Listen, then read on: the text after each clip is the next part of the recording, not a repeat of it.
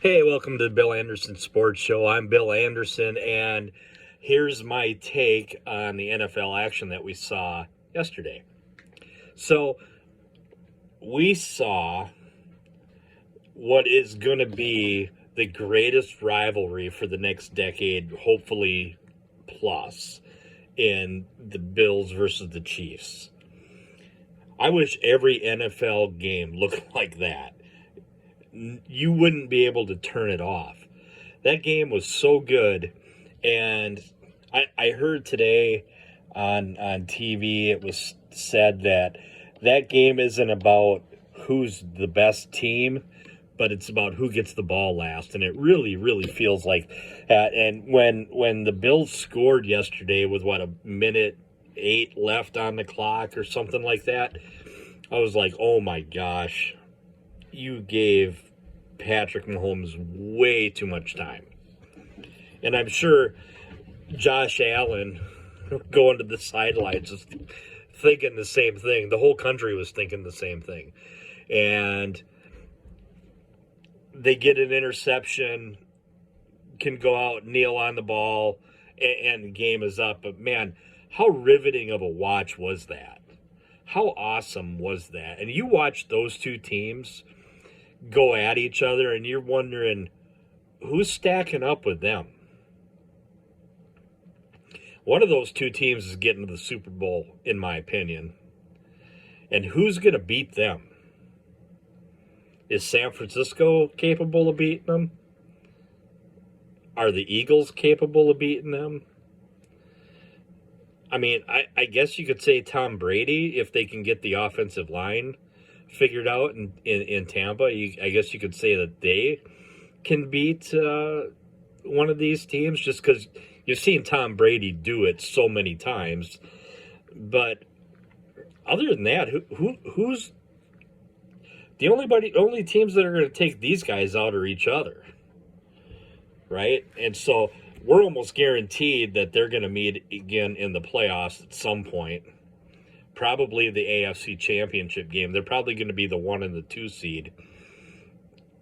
And those two teams, Josh Allen, Patrick Mahomes, slugfest. Wow. Right? How many fans watched that game and go, man, I wish my team looked like that? I know I was, right?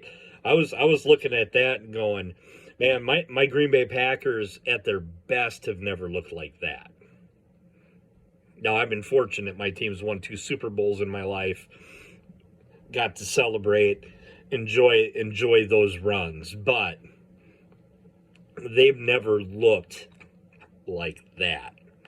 The closest thing that I can think of that they looked like that, the Green Bay Packers, was the 95 Super Bowl team. Maybe was dominant, but they weren't dominant like that. They were dominant, and they dominated the league that year. But they weren't dominant like what Patrick Mahomes and Josh Allen are doing in Kansas City and Buffalo. I don't think we've ever seen what these guys do. Did you see Josh Allen just leap over the defender yesterday? Good.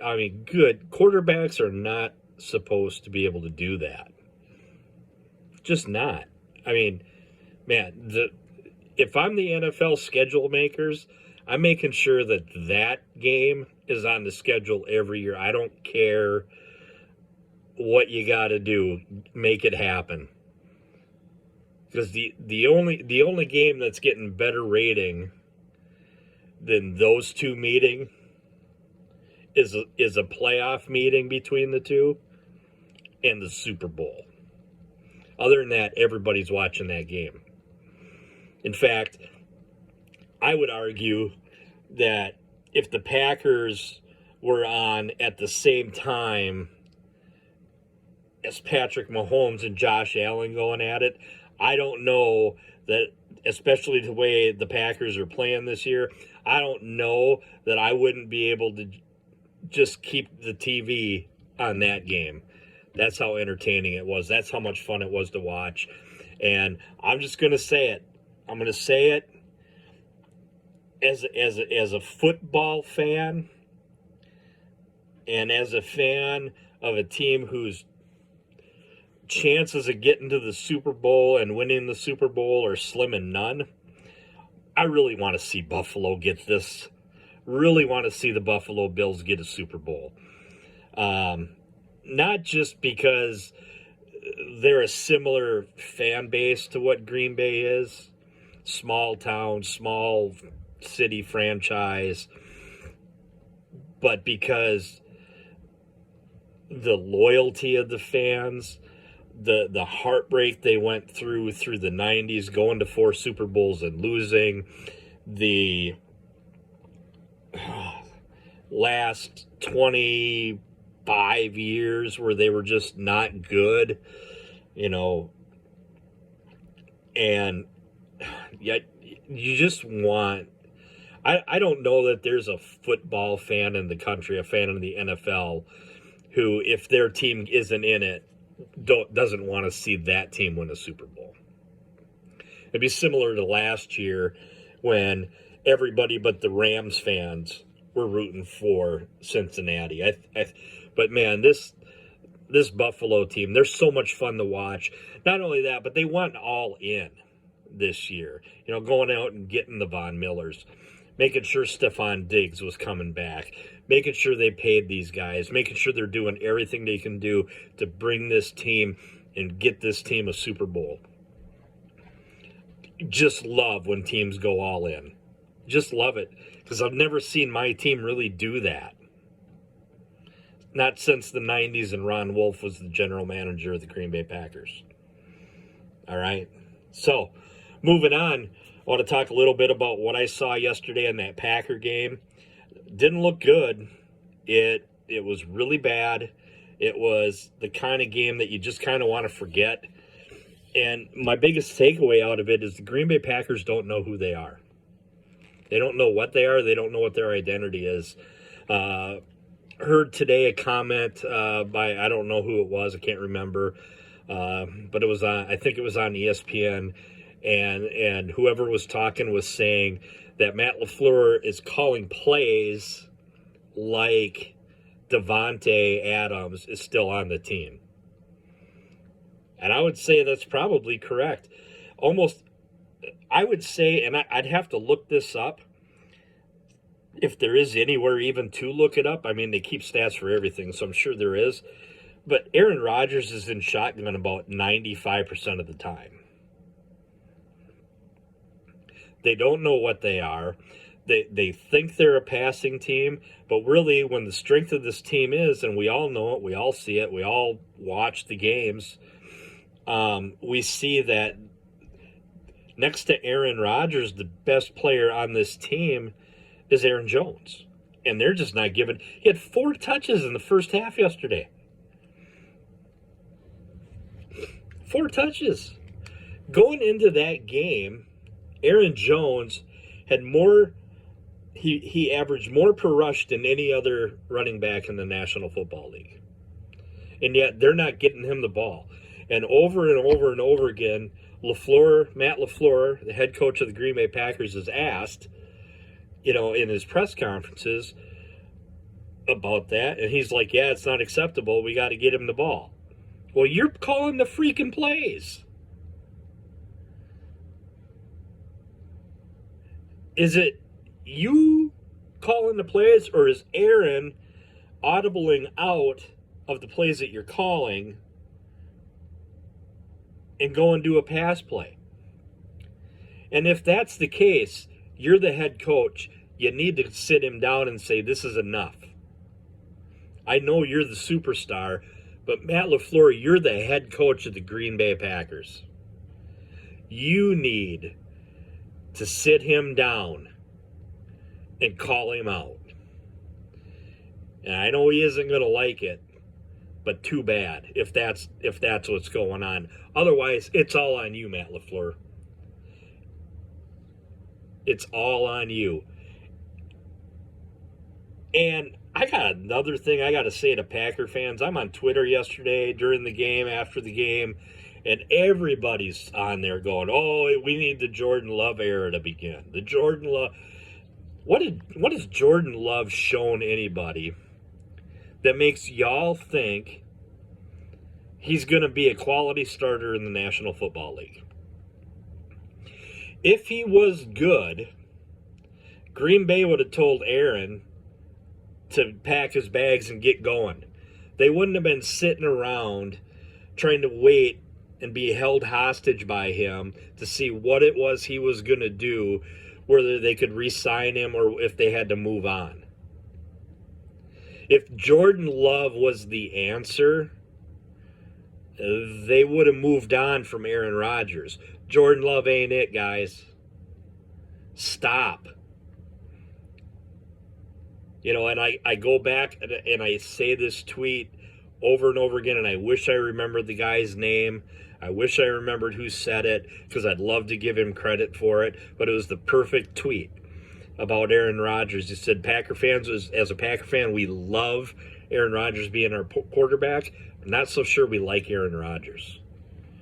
Brett Favre was a good old boy. He was one of us. He was a Wisconsin. He was just like every Wisconsin country bumpkin Packer fan that there is. Hunting, fishing, loving every day, right?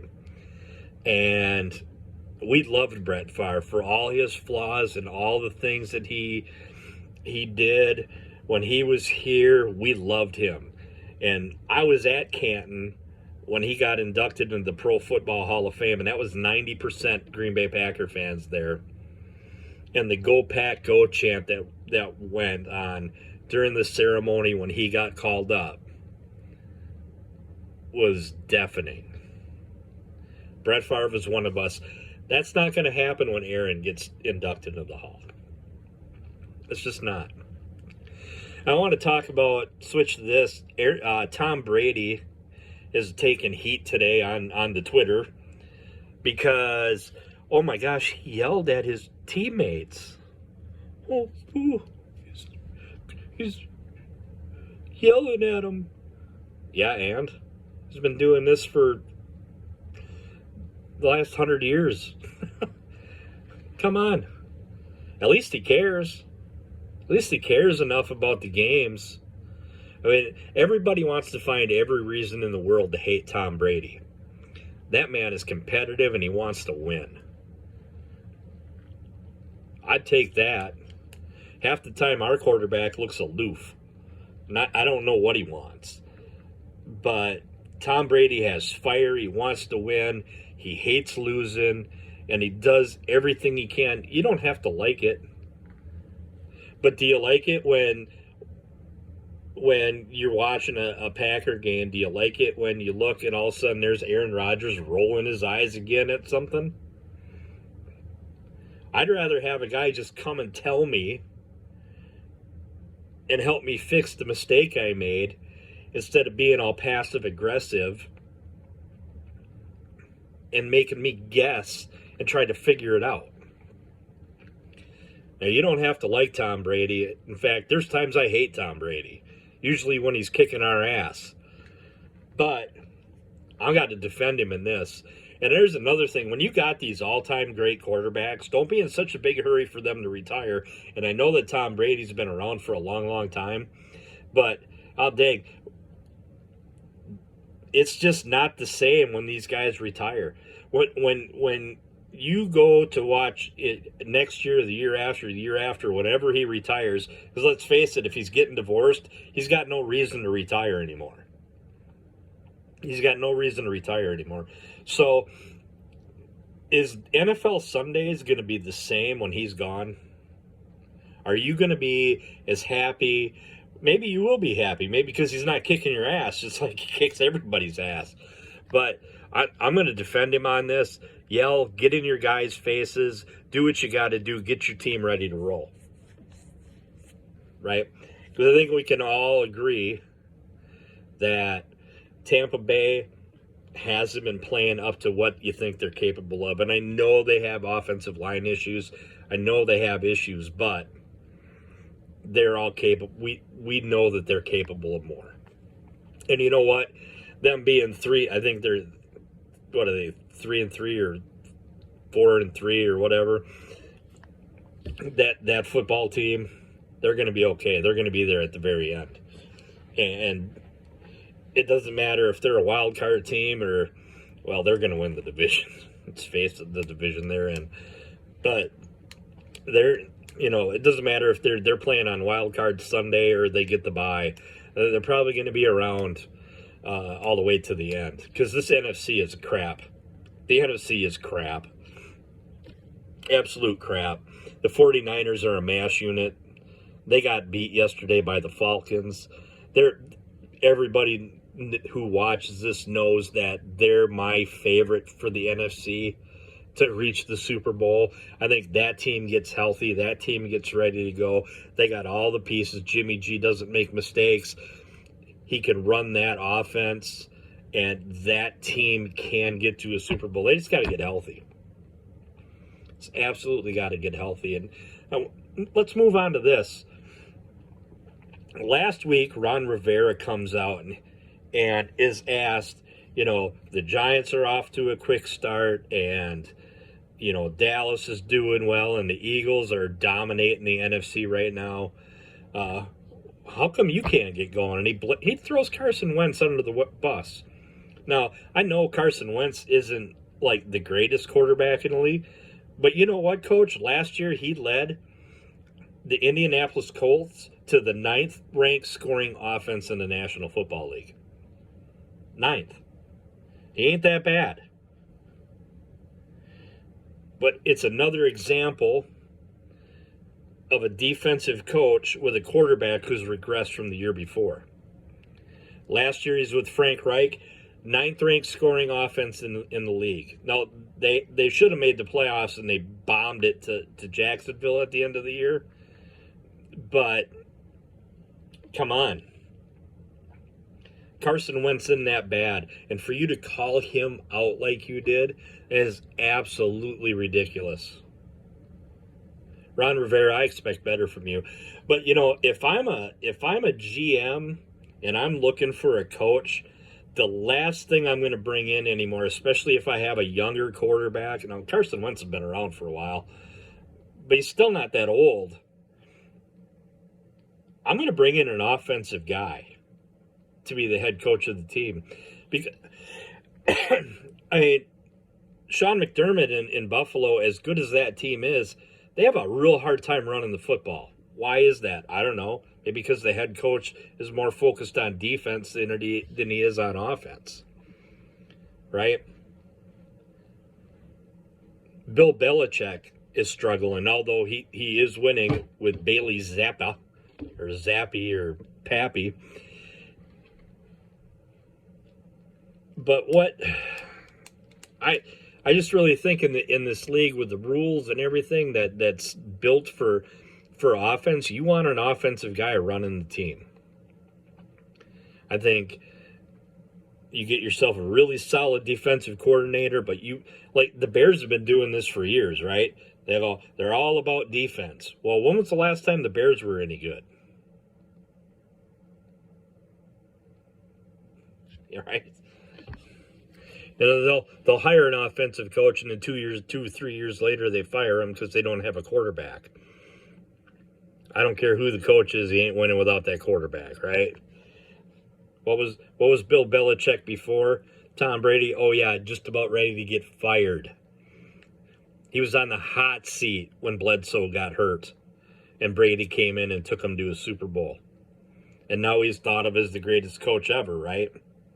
And I don't think you can argue with the man's coaching ability when you look at what he's doing with that New England team that they have this year. I don't think you can argue it. The man can coach. The man can coach. So, hey, let me know. Tell me what you guys think. What do you think of this last weekend of NFL football? What did you think of Mahomes and Josh Allen? What did you think of some of the other games? I'd like to hear your comments. Like, subscribe, comment. All right, you guys, enjoy Monday Night Football.